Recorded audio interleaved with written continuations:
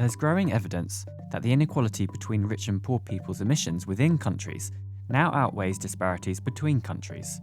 In other words, high emitters have more in common across international boundaries than they did 30 years ago, no matter where they call home. The World Inequality Lab drew on a range of data, from diet to car ownership, stock market investment and global trade, to estimate carbon output.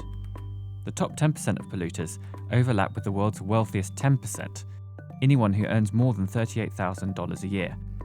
The richest 1%, more than 60 million people earning over $109,000 a year, are by far the fastest growing source of emissions. Globally, the top 1%, located all over the world, with 37% in the US and more than 4.5% in Brazil and China, actually emit about 70 times as much carbon as the bottom 50%. So, why do the rich and poor pollute differently? As people get richer, diets tend to diversify and meat consumption rises. The average American in 2019 ate 53 pounds of beef, the most carbon-intensive meat. And growing middle classes in developing countries, from China to South Africa, are eating more meat than ever. Far higher up the income distribution, emissions increase exponentially. The single most polluting asset, the superyacht, saw a 77% surge in sales last year. And an 11-minute ride into space is responsible for more carbon per passenger than the lifetime emissions of any one of the world's poorest billion people. 1/10 of all flights departing from France in 2019 were on private aircraft. In just 4 hours, those individually owned planes generate as much carbon dioxide as the average person in the European Union emits all year. 4/5 of the people on the planet never get on an airplane in their entire lifetime.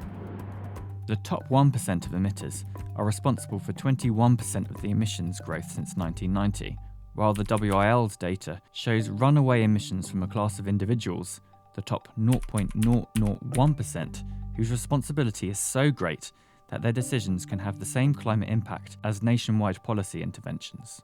Owning a car, meanwhile, is one of the fastest ways to enlarge an individual's carbon footprint. SUVs were the largest contributor, after power, to the increase in global carbon emissions from 2010 to 2018. When it comes to energy consumption, the difference can be even more stark. An average person in Nigeria uses about half as much electricity in a year as a US high-definition television. The huge gap between high and low emitters suggests that the current nation-centered approach to cutting carbon needs to be rethought. As consumers and investors, the choices of the wealthy can have an outsized impact, especially on transport and housing.